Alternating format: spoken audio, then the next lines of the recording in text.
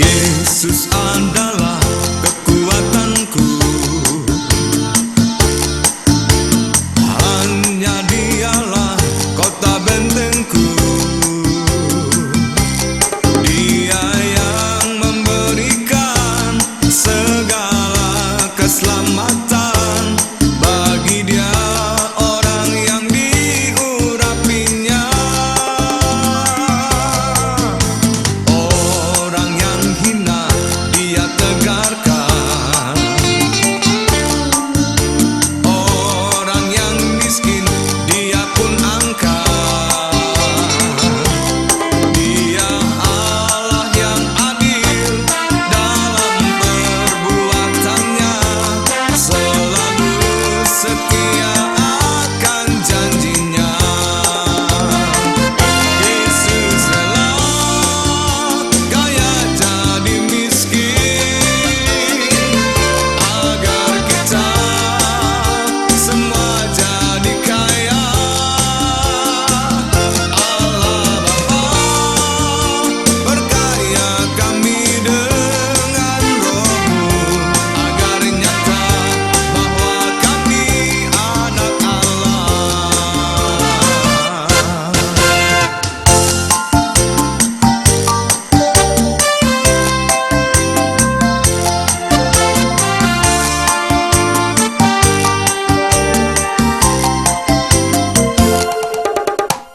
Yesus adalah kekuatanku, hanya Dialah kota bentengku. Dia yang memberikan segala keselamatan, bagi Dia orang yang diurapinya. Orang yang hina Dia tegarkan, orang yang miskin Dia pun angkat. Dia Allah yang adil dalam perbuatannya, selalu setia akan janjinya. Yesus rela kaya jadi miskin, agar kita semua jadi kaya. Allah Bapa berkaya kami dengan Roh-Mu, agar nyata bahwa kami anak Allah. Yesus rela kaya jadi miskin, agar kita semua jadi kaya. Allah Bapa berkaya kami dengan Roh-Mu, agar nyata bahwa kami anak Allah. Agar nyata bahwa kami anak Allah. Agar nyata bahwa kami anak Allah.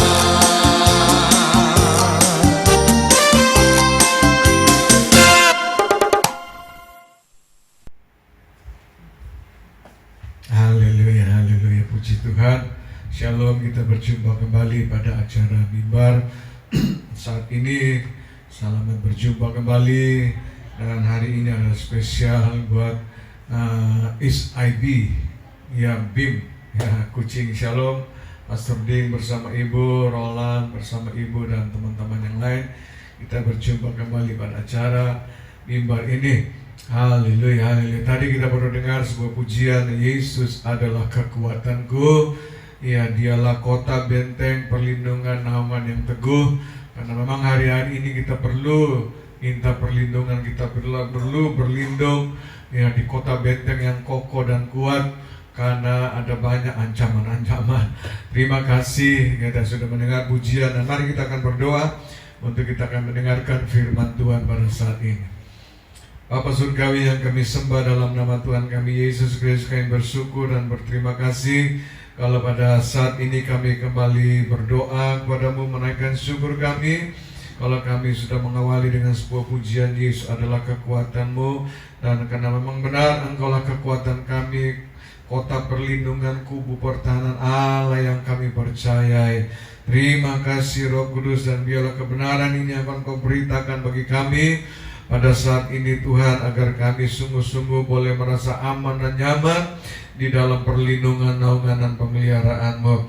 Terima kasih Yesus, terpujilah Engkau. Urapilah hamba-Mu yang menyampaikan firman-Mu, urapilah jemaat-Mu Tuhan, sehingga semua kami diberkati oleh firman-Mu yang luar biasa ini. Terima kasih dalam nama Yesus. Semua yang siap dengan firman sama-sama katakan amin.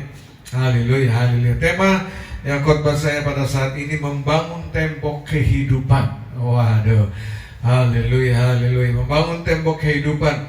Ya, luar biasa ini, satu perkataan yang kita butuhkan hari-hari ini, karena ada banyak musuh-musuh, ya, ada banyak lawan-lawan kita, ada banyak virus khususnya COVID-19. Makanya kita perlu tembok perlindungan, ya, yang untuk melindungi kita. Ada sebuah pujian yang saya ingin nyanyikan, yang dari Mazmur 91.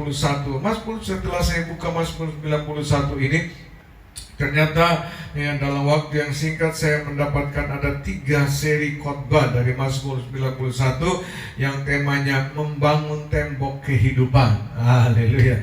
Ya, nanti kita bisa lanjutin ya khotbah ini berseri.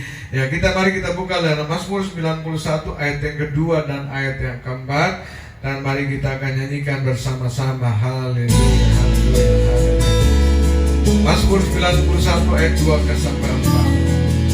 Kau Yesus perlindunganku, kubu pertahananku.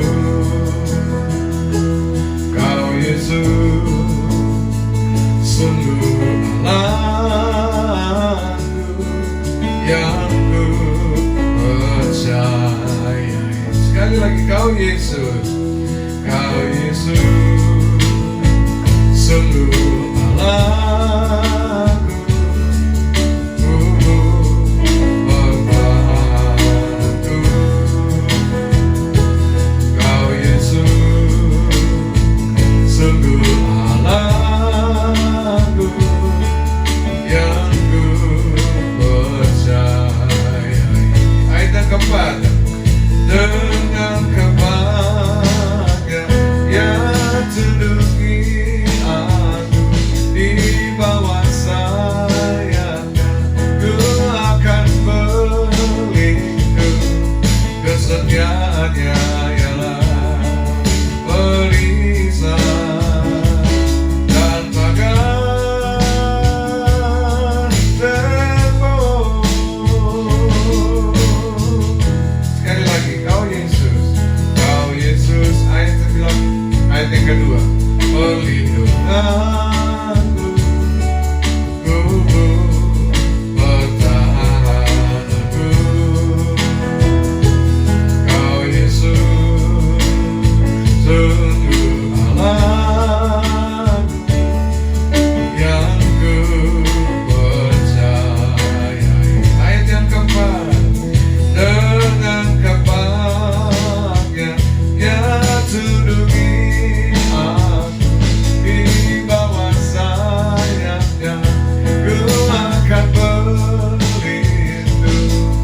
Kesetiaannya ialah perisai dan pagar tembok. Dengan kepadanya yang tunduki aku di bawah sayapnya, ku akan berlindung. Kesetiaannya ialah perisai dan pagar tembok.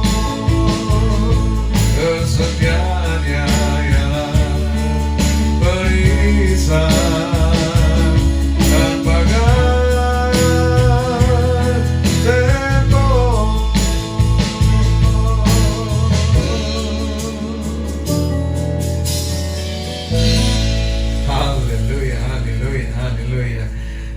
ternyata Alkitab sudah menulis bahwa Kau Yesus tempat perlindunganku, kubu pertahananku, kota perlindunganku.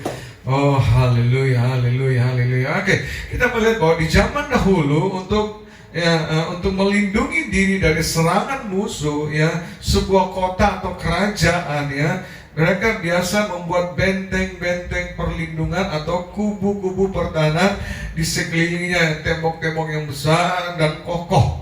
Ya, misalnya, ya, saya pernah pergi di Beijing, itu yang terkenal itu temboknya The Great Wall. Great Wall itu tembok besar. Di sana dikatakan, saudara tahu itu di Beijing itu dikelilingi itu sepanjang itu 21.196,18 kilometer. Jadi kelilingi kota Beijing itu, ya, dikelilingi dengan tembok. Ya, itu lebarnya itu 9,144 meter. Ya, lebar hampir 9,5 meter. Dan tingginya itu 3,65 meter. Nah, Bapak Ibu, kalau kita ukur dengan mobil itu lebar itu ada 1,6, 1,7.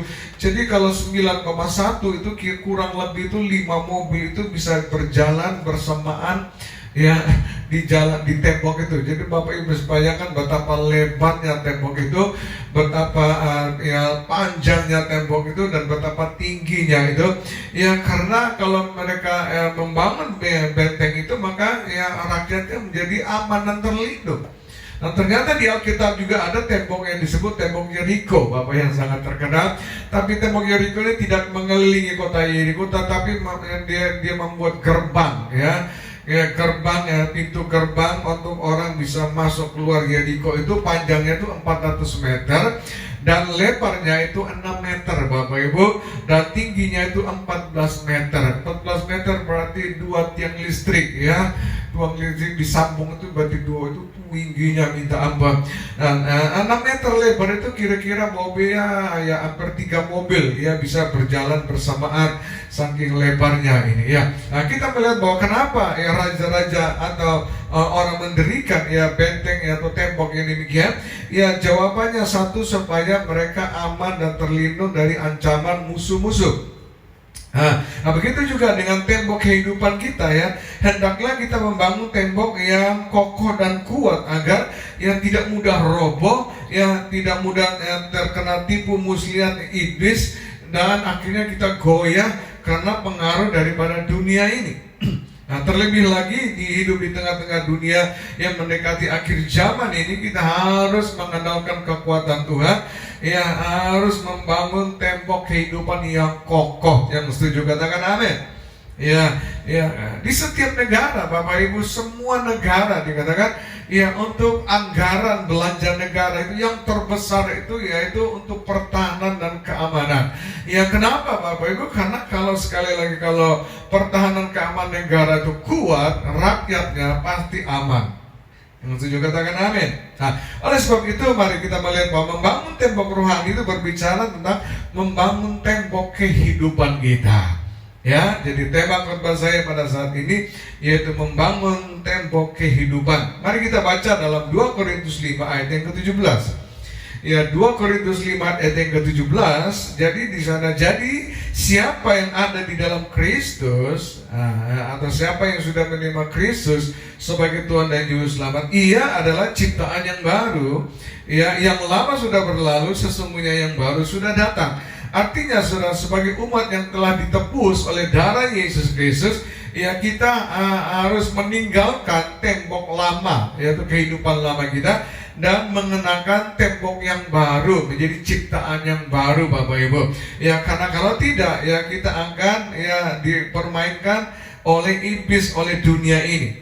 Ya, jadi kita harus meruntuhkan, sekali lagi, kita harus meruntuhkan tembok kehidupan manusia lama kita yang menghalangi kuasa Tuhan bekerja di dalam hidup kita, dengan membangun tembok kehidupan yang kokoh, yaitu manusia baru. Sekali lagi sama-sama katakan, membangun tembok yang kokoh, ya, yaitu manusia baru. Haleluya, haleluya. Oke, ya, kalau kita sudah mengerti hal ini, sekarang pertanyaannya, bagaimana caranya membangun tembok kehidupan? Nah, ini yang kita akan belajar, Ya silakan Bapak Ibu mencatatnya dengan baik-baik supaya setelah kita mendengar ini, ya saudara yang sering gampang terperdaya, gampang terpengaruh oleh dunia atau ya serangan-serangan dunia, kita akan kokoh dan kuat. Amin. Oke.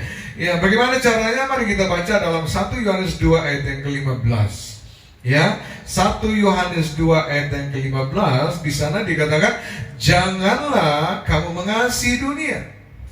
Ya, berhentilah, bertobatlah daripada mengasihi dunia. Itu yang disebut tempok lama, saudara. Ya, dan apa yang ada di dalamnya. Jika orang mengasihi dunia, maka kasih akan Bapa tidak ada di dalam orang itu. Bahasa Inggris mengatakan the love of the Father, kasih dari Bapa tidak ada di dalam orang itu. Wow, Bapak Ibu bisa bayangkan kalau kasih dari Bapa itu tidak di dalam kita, artinya kita ini tidak punya, ya tidak bisa nyaman hidupnya ini, tidak punya perlindungan, tidak punya naungan, ya daripada Bapa di surga. Nah, selanjutnya kita melihat bahwa mengasihi dunia itu apa maksudnya, saudara? Ayat yang ke-16. Sebab semua yang ada di dalam dunia, yaitu keinginan daging, ada sekali bawahi. Yang kedua, keinginan mata. Dan yang ketiga, serta keangkuhan hidup. Ini ya mengasihi ini dunia, saudaraku. Dikatakan bukanlah berasal dari Bapa. Ya, jadi keinginan daging, keinginan mata, keangkuhan hidup itu bukan berasal dari Bapa di surga, melainkan dari dunia ini. Ini ya. Jadi coba saudara lihat ya, keinginan itu mempunyai arti, ada beberapa pengertian. Artinya itu ambisi. Wow, ini punya pengertian ambisi. Ambisi itu orang yang apapun juga dia akan lakukan. Yang pentingnya saya bisa mencapai keinginan saya, itu ambisi. Keinginan lain itu angan-angan, ya, atau membayangkan bahwa dia akan menjadi orang yang bisa merebut ya keadaan dunia ini, kekayaan dunia. Orang yang punya cita-cita atau orang yang dahaga, haus, ya, jadi dia ingin mencari air itu. Ya, keinginan juga artinya suatu dambaan. Ya, keinginan itu juga artinya itu harapan atau impian. Ya, keinginan juga artinya sebuah dorongan yang kuat untuk sebuah hasrat ya untuk mencapai sesuatu, atau keinginan juga artinya sebuah kehendak atau kemauan.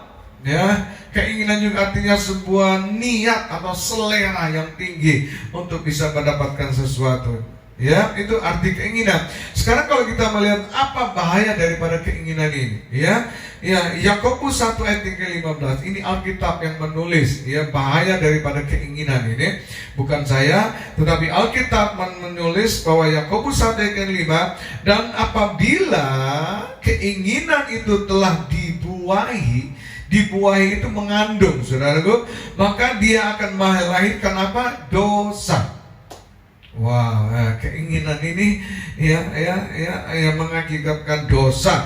Dan apabila dosa itu sudah matang, saudaraku, ia melahirkan apa? Maut. Mengerikan sekali ya oleh keinginan ini. Ya, oleh sebab itu ada berapa banyak Bapak Ibu oleh keinginan duniawi kita akhirnya maut merenggut nyawa kita. Keinginan-keinginan ini sehingga kita melakukan hal-hal yang tidak berkenan di hadapan Tuhan. Ya, oleh sebab itu mari kita melihat bahwa apa arti daripada keinginan? Yang pertama, keinginan daging. Apa maksud keinginan daging itu? Ya, kata keinginan daging itu dalam teks aslinya itu ditulis itu proneo. Proneo itu bahasa Inggris, dia katakan way of thinking. Way of thinking itu ya cara berpikir kedagingan.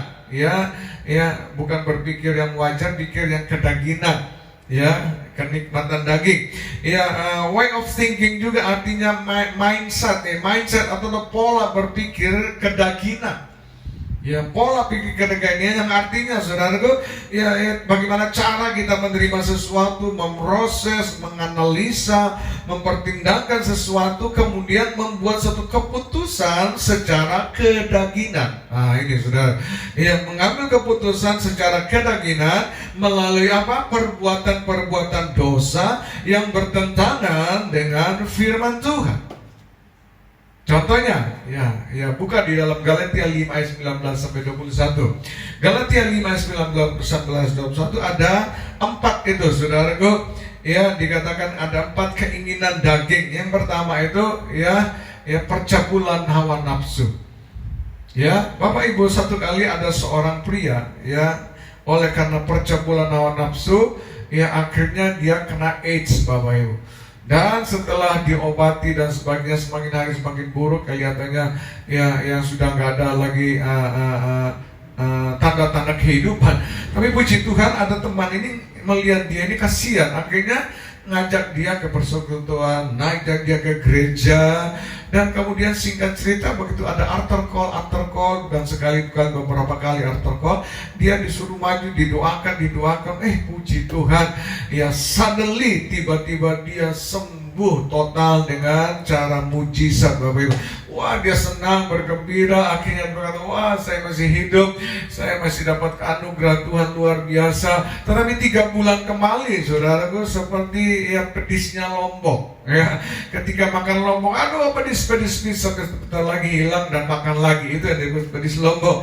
3 bulan kemudian, waduh, akhir 3 bulan kemudian ternyata dia kena AIDS lagi, dan ternyata dia pergi lagi ke tempat pelacuran dan hal-hal yang tidak baik, saudaraku. Ya, singkat cerita dia kena lagi AIDS lagi, dan yang kedua akhirnya sampai innalillahi wa inna ilaihi rajiun. Tidak ada lagi pertolongan, tidak ada lagi kesembuhan. Akhirnya dia menghadapi maut, ya disebabkan oleh karena keinginan daging ini. Ya, yang kedua dikatakan adalah apa? Penyembahan berhala, sihir, ya kepercayaan yang sia-sia. Alkitab sudah mengatakan jangan ada ilah lain di hadapanku, karena itu merupakan kejijikan, ya kekejian bagi Tuhan. Wow, jangan ada ya sembah-sembah lain, pohon, kayu, apa benda-benda yang kita sembah, jangan ada, biar hanya Yesus saja. Biasa kita kalau dari daerah-daerah datang ke kota, sekolah, kerja, opa-opa, oma biasa nitip, ya opa oma tidak kasih duit, tapi opa oma titip sesuatu buat menjaga diri, ya, supaya engkau nggak dicelakain, supaya kerjamu bagus, engkau berhasil. Tapi saya beritahukan ada berapa banyak ketika kami pergi ke luar negeri melayani, dan begitu banyak mereka yang mengalami kelepasan, akhirnya tambah rusak lagi, ya karena dulunya di kampung masih ibadah, tetapi sekarang di kota sudah nggak mau ibadah, udah hidupnya nggak karu-karuan.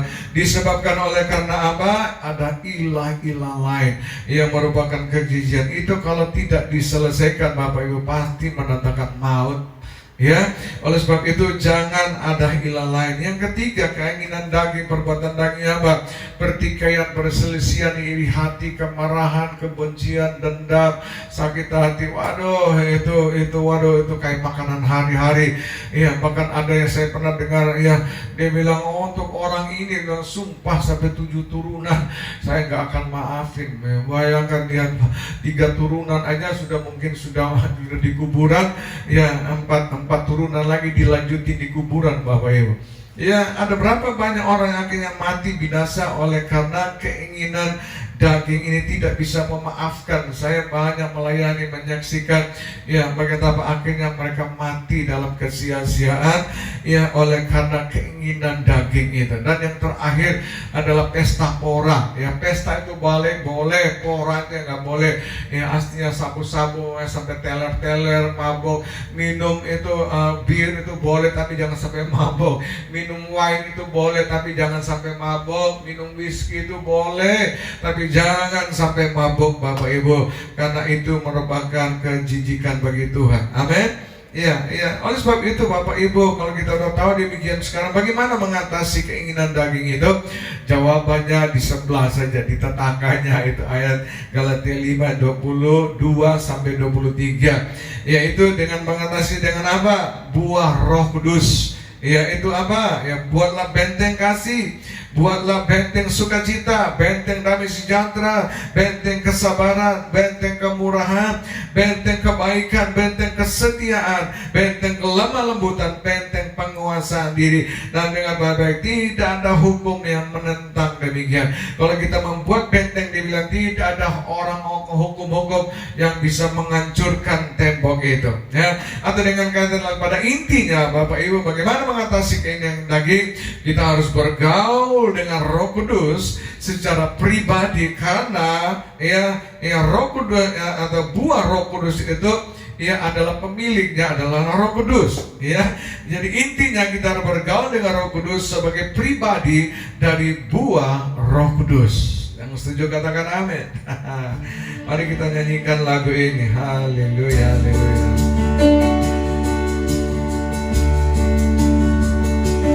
Roh Kudus, ku rindu padamu.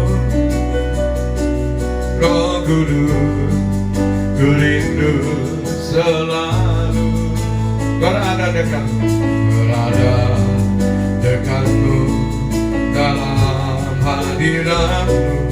Roh Kudus, ku rindu padamu. Sekali lagi, Roh Kudus, Roh Kudus, ku rindu padamu. Roh Kudus, ku rindu selalu.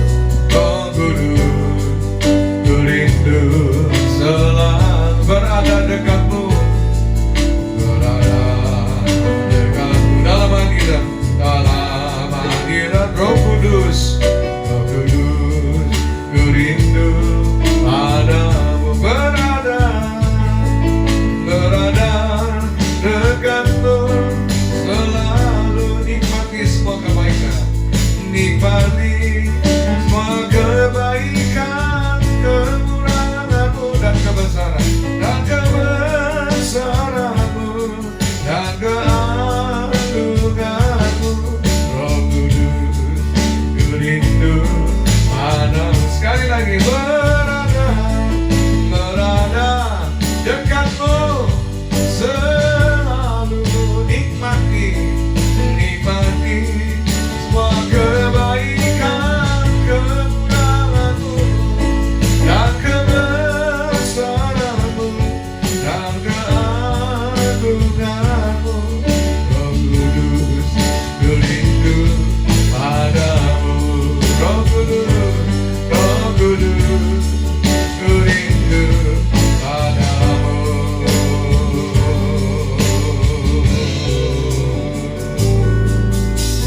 Haleluya, haleluya, haleluya. Bagaimana mengatasi keinginan daging, saudara? Itu bergaul dengan Roh Kudus sebagai pribadi dari buah Roh Kudus itu sendiri. Amin. Yang kedua, ya apa itu keinginan mata, Bapak Ibu? Wow, keinginan mata ini, saudaraku, dalam Amsal 27 ayat yang ke-20. Amsal 27 ayat yang ke-20 berkata, dunia orang mati dan kebinasaan tak akan puas. Wih, jadi di dunia orang mati itu ya pingin cari bolonya, cari orang mati terus, dan kebinasaan itu tak puas-puasnya. Ya demikianlah mata manusia tak akan puas. Oh, atau dengan kata lain, mata manusia itu ya dikatakan itu bisa sama seperti dunia orang mati. Saudara tahu dunia orang mati itu apa ya? Itu neraka itu, saudara. Mata manusia itu ya diumpamakan sama seperti sebuah kebinasaan yang haus dengan kebinasaan, haus dengan kematian. Wow, keinginan mata ini mengerikan. Ya, jadi hal yang kedua yang patut kita waspadai selain keinginan daging adalah keinginan mata. Ya, dan bagi saya, yang mata adalah sebuah anugerah yang luar biasa dari Tuhan kita Yesus Kristus. Dengan mata, Bapak Ibu, kita bisa melihat segala sesuatu dengan memandang keindahan ciptaan Tuhan. Kita bisa melihat paduan-paduan warna yang indah. Kita bisa melihat pemandangan-pemandangan yang indah di kota kucing. Kita bisa melihat sesuatu yang menyenangkan, Bapak Ibu. Dan bisa mendatangkan keinginan-keinginan yang bisa menimbul seperti sebuah visual yang menyenangkan, Bapak Ibu. Tetapi ini tidak titik sampai di situ. Ya, apabila tidak dijaga mata ini, dikatakan akibatnya berbahaya. Mata ini bisa mendatangkan keinginan-keinginan yang menjadi pintu masuk bagi dosa. Ya, jadi kita melihat dosa itu dimulai dari mana? Dari mata. Ya, ada pepatah mengatakan bahwa jendela hati itu menyimpan 1000 cerita. Wow, jadi kita melihat bahwa jendela daripada mata, jadi atau mata ini bisa menyimpan 1000 cerita di dalam hati kita. Karena ini mata adalah jendela ya, untuk bisa melihat, saudara. Oh, apa yang dirasakan hati tercermin dari mata. Jadi kalau orang mau tahu hati seseorang, lihatlah mata dia. Ya, kalau matanya aneh-aneh gitu, wah ini hatinya orang yang lagi marah gitu, lihat aja matanya kelihatan. Orang yang lemah lembut itu kelihatan dari mata. Orang yang suka mengampuni itu kelihatan dari mata. Dan orang yang sedang menyimpan benci dan dendam itu semua kelihatan dari mata. Ya, jadi jelas ini mata ini mengerikan, Bapak Ibu. Nah, ini menunjukkan betapa hubungan eratnya antara hati atau mata dan hati kita. Ya, karena dari mata ini membuat hati kita menyimpan hasrat, menyimpan keinginan, menyimpan perasaan-perasaan kita. Ya, jadi ini mata ini mengerikan sekali ya. Jadi ya, kita harus menjaga mata kita supaya jangan tersandung ya. Karena kalau tersandung maka proses pertumbuhan rohani kita akan jadi terhambat. Kalau tersandung membuat proses pertumbuhan rohani kita akan jadi terhambat. Ya, kalau tersandung membuat proses pertumbuhan rohani kita menjadi kerdil, tidak bertambah-tambah atau tidak bertumbuh-tumbuh, saudaraku. Nah, mari kita melihat bahwa ada banyak ya orang yang tergoda. Misalnya pada waktu kita masih sekolah dulu, teman-teman sekolah, waduh mungkin dia blow on, bodoh di sekolah, ya nilainya merah. Tapi begitu dia selesai ya bekerja, waduh dia menjadi konglomerat. Kita melihat pasti, ya kita melihat itu pasti timbul iri, kurang ajar orang ini dulu blow on di sekolah, sekarang kalau jadi konglomerat. Kita iri karena apa? Karena mata.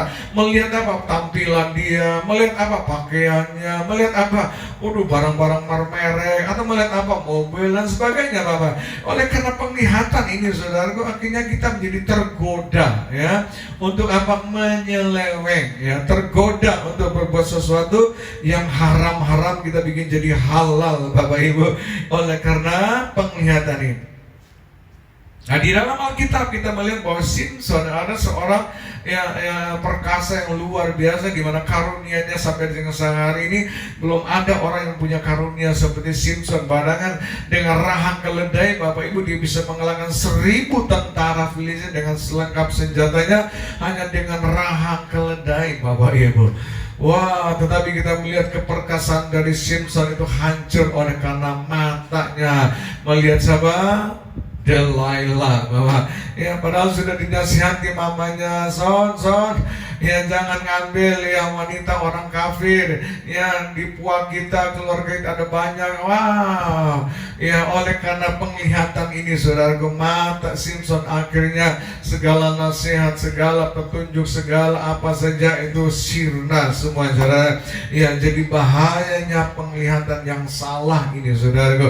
Dan kita lihat akhirnya apa yang terjadi, Simpson pun binasa oleh karena penglihatan itu. Ada banyak saya berjumpa ya di Surabaya ini ada keluarga yang suami istri dulu atau anak-anaknya masih SMP SMA, waduh akrab sekali ya, kocok kemana-mana bareng, selalu bersama-sama, senang bersenang guru. Tetapi ketika bertumbuh menjadi dewasa, singkat cerita orang tuanya meninggal. Wah, ternyata ketiga anak ini gegeran, saudaraku. Ya ribut, hantam sana hantam sini, saudaraku. Karena apa? Melihat ya ribut oleh karena melihat harta, ribut padahal mereka punya rumah banyak, kalau tinggal dibagi satu-satu aja ya kan enak ya, bisa apa sudah tidak ada orang tua, seharusnya mereka berakrab ya, saling membantu. Tapi oleh karena penglihatan ini, saudaraku, yang salah sehingga membuat adik juga jadi musuh, ya kakak jadi musuh, keluarga jadi musuh, bahkan orang tua pun bisa jadi musuh karena ya harta atau karena penglihatan itu.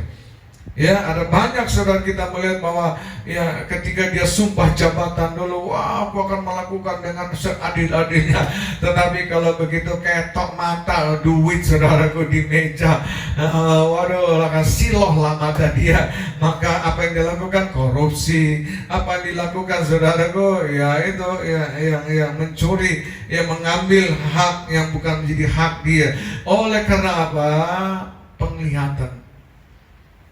Iya, Ya, mata bisa meracuni hati kita, ya, dengan berbagai keinginan yang tidak wajar, Bapak Ibu. Ya, ada banyak lagi saya bisa cerita, tapi sekarang singkatnya itu bagaimana kita mengatasi mata, atau bagaimana kita menghancurkan tembok yang lama mata ini dengan membangun, ya, tembok yang baru, saudaraku. Ya, kita buka di dalam Pemazmur 119 ayat 37. Pemazmur berkata, lakukanlah mataku daripada melihat yang hampa. Ya Tuhan, ya, jadi Pemazmur bilang, lalukanlah aku ya Tuhan daripada melihat yang hampa. Melihat hampa itu melihat yang kosong. Ya, melihat hampa itu melihat yang tidak berarti. Ya, melihat yang tidak bernilai, melihat yang sia-sia. Ya, supaya aku bisa hidup berkenan di hadapan-Mu dan mengikuti jalan-jalan petunjuk-Mu. Nah, ini ya, Pemazmur berdoa kepada Tuhan mengatasi keinginan mata itu, Bapak Ibu. Atau dengan yang tepatnya lagi paling gampang, saudaraku, yaitu yang paling gampang, pakailah kacamata kuda. Ya, tentu kita mengerti kacamata kuda. Ya, saudara pernah lihat bagaimana orang balapan pacuan kuda itu biasa kadang-kadang ada kacamata satu sebelah kiri atau kanan, atau ada dua-dua, supaya dia tidak bisa, supaya dia bisa lari mengikuti jalur, tidak lari ke kiri dan lari ke kanan. Ya, itu dia, supaya ya kita juga harus memakai kacamata kuda. Tujuannya supaya kita fokus pada siapa? Fokus kepada hadirat Tuhan. Ini ya, di gereja kami menekankan, Bapak Ibu, ada 3 fokus adalah hadirat Tuhan, pengurapan, dan berbahasa roh. Ya, tapi mari Bapak Ibu, saya memberitahukan juga, mari kita fokus kepada 3 hal itu, pada hadirat Tuhan, ya, kepada pengurapan, ya, itu setiap bulan kami lakukan, dan terus berbahasa roh. Ya, dengan cara apa? Pray and worship. Ya, masuklah di menara doa supaya mata kita bisa terfokus kepada Tuhan. Dan kalau kita terfokus kepada Tuhan, maka percayalah Tuhan akan menunjukkan jalan-jalan yang baru bagi kita, sehingga kita tidak terjatuh, ya, binasa oleh karena mata itu. Amin. Yang setuju katakan amin. Haleluya, haleluya, haleluya. Mari kita nyanyikan sama-sama lagu ini. Mataku tertuju padamu, segenap hidupku ku serahkan padamu. Bimbing aku masuk rencanamu,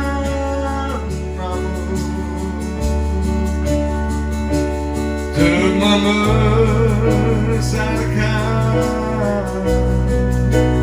rajamu. Katakan sama-sama, ku mau mengikuti kehendak-Mu ya Bapa. Ku mau selalu menyenangkan hati-Mu. Sama-sama katakan, mataku Tuhan, mataku tertuju padamu, segenap hidupku ku serahkan padamu, ku serahkan padamu. Bimbing hati Tuhan, bimbing aku masuk rencana-Mu, masuk rencana-Mu, untuk membesarkan, untuk membesarkan raja-Mu. Ku mau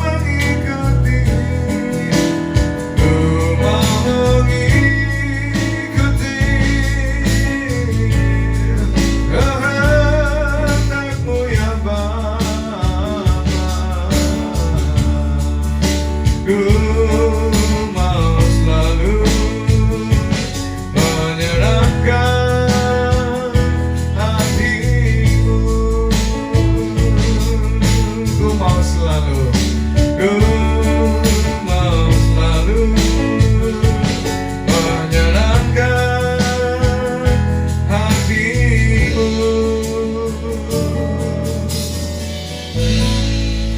Haleluya, haleluya. Bagaimana mengatasi mata?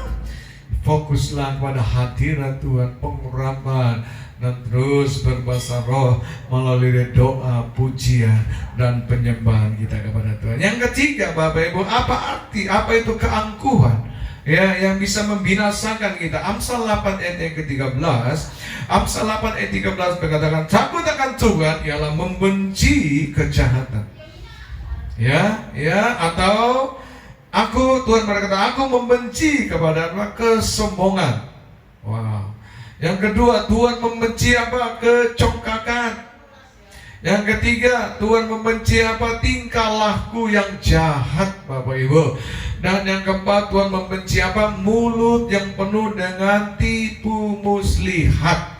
Ya, atau dengan kata lain, orang yang angkuh itu selalu menghargai dirinya itu terlalu berlebihan, Bapak Ibu, sehingga menyebabkan memandang orang lain itu menjadi rendah, merasa dia orang pintar, orang lain itu bodoh, merasa dia kuat, orang lain itu lemah, merasa dia yang berhasil, orang lain itu gagal. Itu orang angkuh ini kayak begini, Bapak Ibu. Ya, dan kita melihat bahwa ketiga hal ini, saudara, hal yang ketiga, keangkuhan, Bapak Ibu, ya, ini bisa membutakan mata rohani kita, sehingga kita lupa bahwa kalau kita bisa berhasil, itu semua adalah anugerah Tuhan.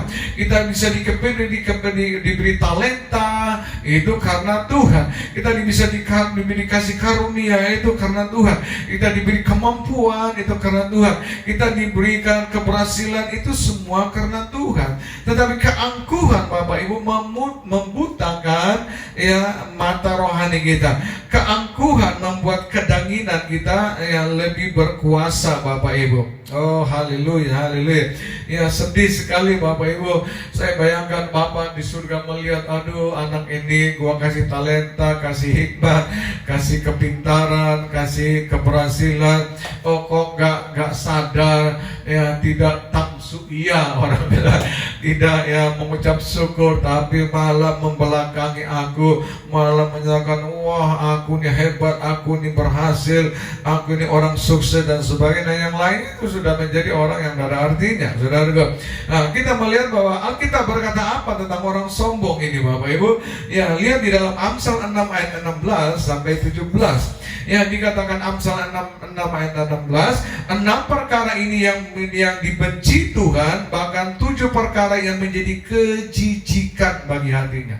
Ya, Bapak Ibu tahu yang disebut kejijikan. Kejijikan itu gambaran seperti muntahan anjing. Ya, muntahan anjing itu bagaimana setelah dia muntah, kita melihat apa? Ya, itu yang disebut jijik, Bapak Ibu. Ya, nggak mungkin orang melihat muntahan anjing dekatin dia. Waduh, ya muntahan anjingnya gitu, ya seperti bubur Manado atau seperti buburnya kucing. Ya, atau waduh wanginya, saya nggak percaya. Pasti kita begitu lihat, wah, langsung balik kepala, lari pakai kaki 1000, orang bilang. Ya, karena tidak ingin melihat muntahan anjing dan tidak ingin mencium muntahan anjing. Demikianlah orang sombong dikatakan seperti menjijikan, seperti muntahan anjing di hadapan Tuhan. Oh, haleluya, haleluya. Nah, kita melihat bahwa disebut mata sombong, ya. Mata ayat 17 dikatakan mata sombong, lidah dusta, dan tangan yang menumpahkan darah orang yang tidak bersalah. Ya, jadi kita melihat bahwa 7 perkara yang menjijikan, yaitu yang ketujuh mata sombong. Nah, mata sombong itu apa arti bahasa Inggrisnya? Itu the proud look. Ya, proud look itu artinya sikap meninggikan diri sendiri dan menganggap rendah orang lain. Ya, itu ya melihat matanya, aduh sambil goyang-goyang kaki gitu, ya merasa dia lebih tinggi yang lain. Aduh, ya masa dia orang lain rendah, dia merasa lebih pintar, orang lain bodoh dan sebagainya. Itu yang disebut mata sombong atau proud look gitu ya proud look. Atau kita melihat contoh di dalam Alkitab, dalam 2 Raja-Raja 18 bercerita tentang Raja Hizkia. Raja Hizkia dikatakan seorang yang saleh, seorang yang intim dengan Tuhan. Awalnya dia berpegang perintah-perintah Tuhan, pokoknya dia melakukan segala titah-titah Tuhan, sehingga kita melihat apa yang terjadi. Ya Tuhan sangat meninggikan dia, bahkan berkata tidak ada seorang raja seperti Hizkia. Ya dia berkenan di hati Tuhan, dia disertai Tuhan, dia diberkati Tuhan, dia dipelihara oleh Tuhan dengan luar biasa.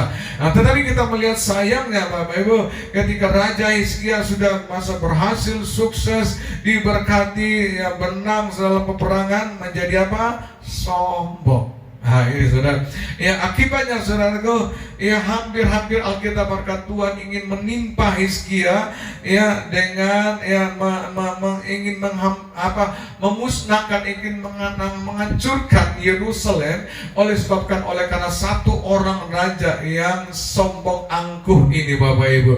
Tapi puji Tuhan untuk Hizkia sadar bahwa dia sudah mendukakan hati Tuhan, dia sudah membuat Tuhan menjadi marah dan jijik. Akhirnya dia bertekuk lutut, merendahkan diri kembali, dan Tuhan tidak jadi murka kepada Yerusalem Bapak Ibu.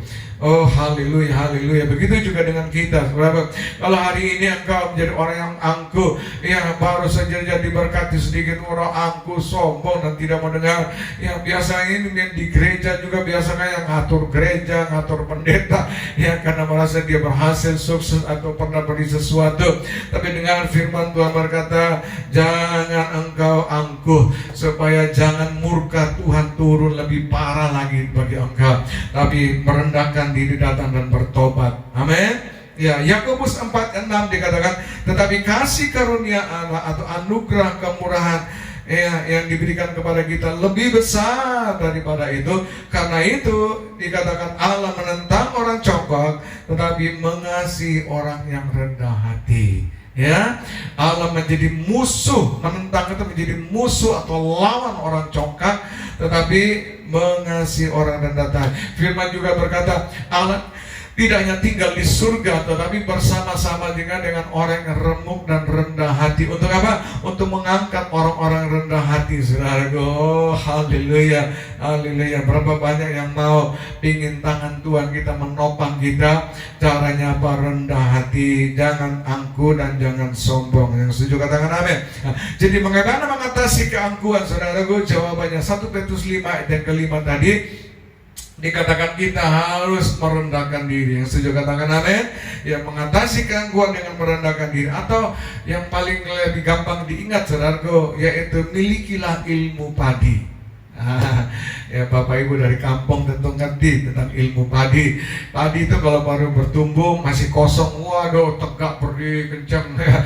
Tapi berbulan-bulan mulai menukik, begitu penuh isinya, padat perasnya dalam di padi, saudara, akhirnya menukik ya, tunduk, saudara. Itu yang disebut ya milikilah ilmu padi. Kemana-mana saja miliki ilmu padi. Ya jangan sampai begitu nanti engkau berhasil, sukses di perusahaan kerja, membuat perusahaan ini menjadi booming, ya pemimpin saudara mulai memuji-muji engkau, dan engkau berkata, wah sapa dulu dong aku. Hati-hati ya, kalau ada anak-anak kecilmu yang diberkati, pintar nyanyi, pintar doa di sekolah, nilainya luar biasa, orang bilang, wih anaknya siapa ini?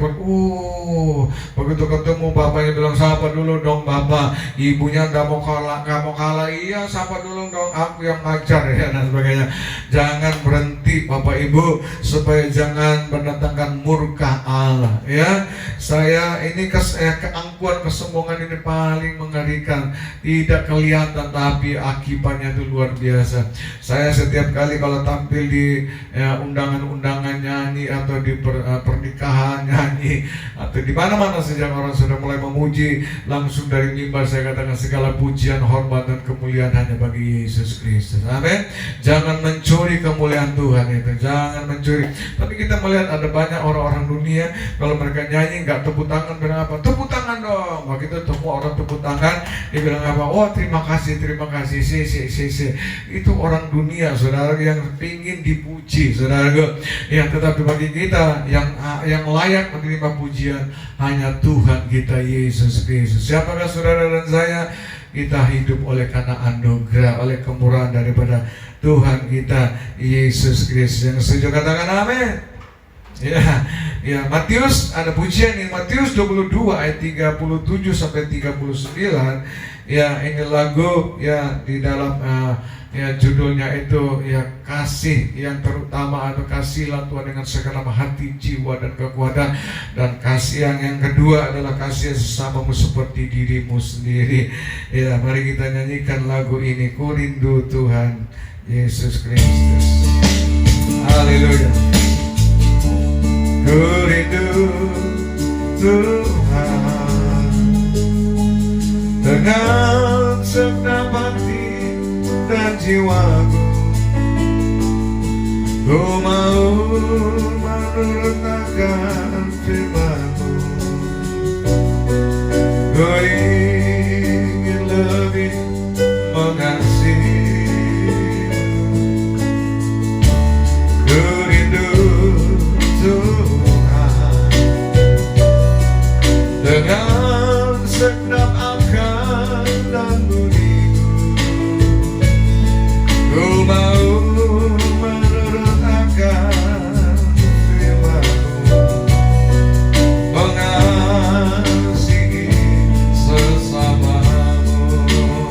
Tak dapat ku balas, tak dapat ku balas akan kasih setiamu.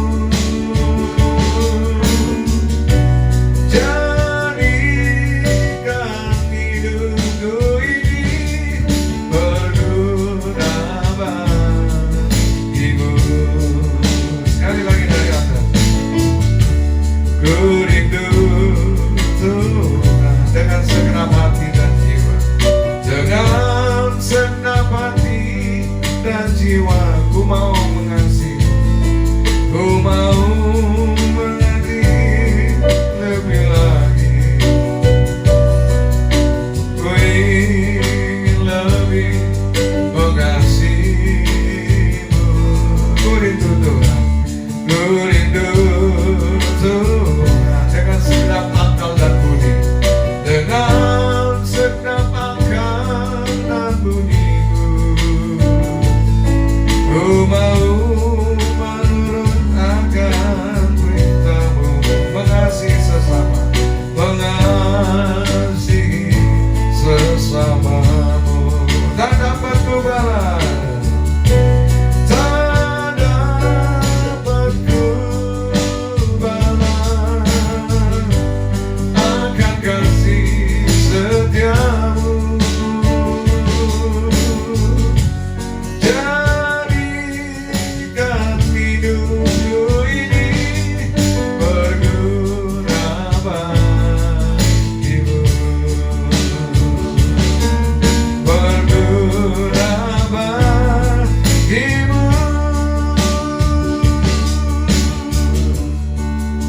Haleluya.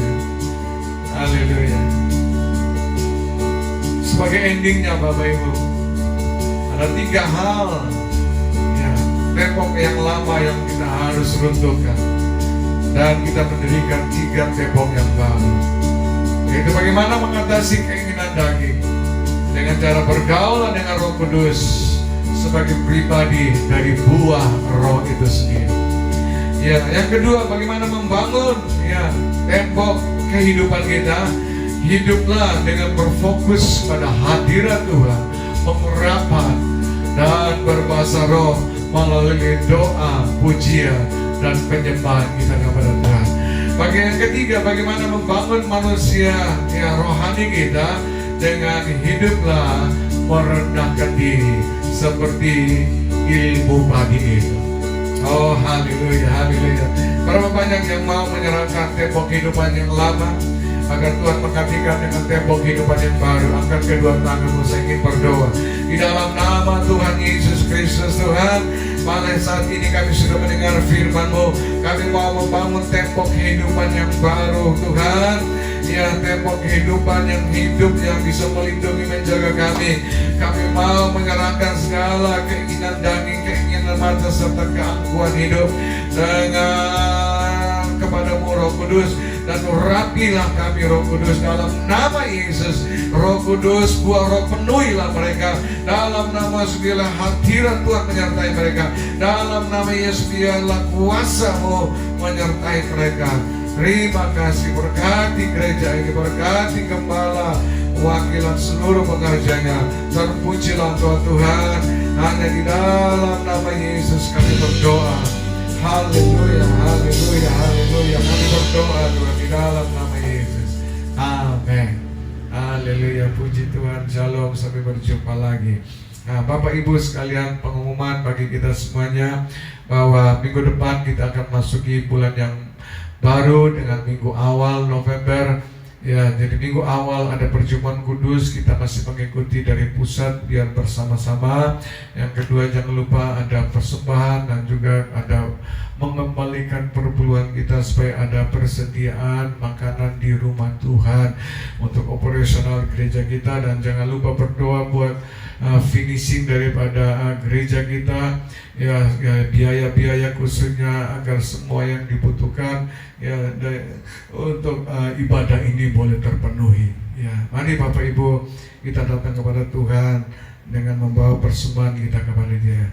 Bapa, hamba mengucap syukur dan berterima kasih, hamba sudah selesai berbicara hamba terbatas dan tidak sempurna. Biarlah Engkau Roh Kudus yang sempurna yang akan menyempurnakan firman-Mu sehingga jemaat-Mu semakin mengerti yang bagaimana membangun tembok kehidupan supaya mereka aman terlindung dari segala panah-panah berapi dan musuh-musuh. Terima kasih Tuhan, kami membawa persembahan kami kepadamu. Terimalah ini sebagai persembahan yang hidup, kudus dan berkenan. Dan biarlah Tuhan Engkau mengajarkan kabar, menyuruh kami menghalaukan segala pelalap-pelalap, pengiring pencuri yang mencuri menggorogoti segala harta milik kami, yang mencuri kesehatan kami, yang mencuri kedamaian keluarga kami, tolak dalam nama Yesus. Dan kami lepaskan 30, 60, bahkan 100 kali lipat berkat yang berkelimpahan, sehingga mereka memberi tidak semakin berkekurangan tetapi semakin berkelimpahan.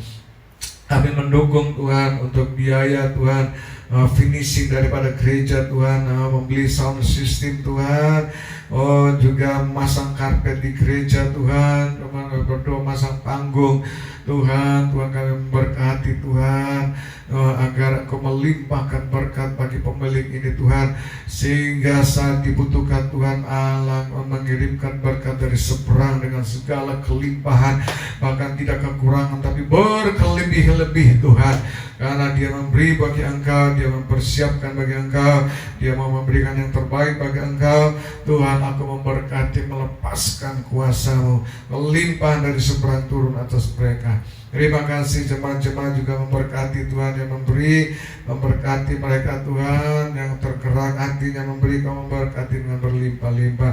Tuhan, kami berdoa bagi mereka yang sedang sakit, bagi mungkin COVID-19 yang terbaring di rumah sakit, dalam nama Yesus kami hancurkan ya virus-virus COVID-19 ini. Dalam nama kami berdoa bagi mereka yang sedang kanker, tumor, HIV, dalam nama Yesus kami hancurkan penyakit-penyakit ini. Saya berdoa sembuhkanlah mereka yang migran, sembuhkan mereka yang sakit mah, yang sakit dadanya, sakit perutnya Tuhan, sakit kakinya Tuhan, lagi migren Tuhan, mereka yang sakit mah Tuhan, yang sakit empedu, ginjal, paru-paru, Tuhan jantungnya, dalam nama Yesus pembuluh-pembuluh darahnya normal semuanya bekerja.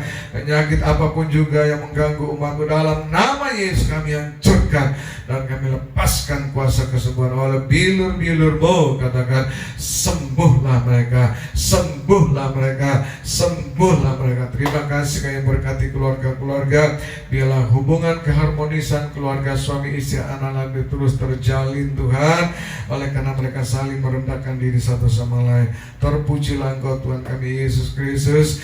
Kami ingin mengakhiri ibadah kami Tuhan dengan menyanyikan lagu dari 1 Tawarid 4 ayat yang ke-10. Biarlah kami boleh bangkit berdiri dan kita menyanyikan bersama-sama lagu ini dengan iman dan percaya. Kiranya Engkau memberkati aku berlimpah-limpah. Amin. Dan memperluas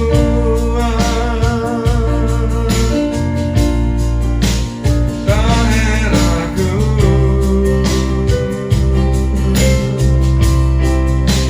dan kiranya Mu menyertai aku dan melindungi kami. Haleluya. Daripada malapetaka, sehingga kesakitan tidak menimpa aku, sehingga kesakitan tidak menimpa aku. Dan Tuhan mendengarkan dan menjawab doaku.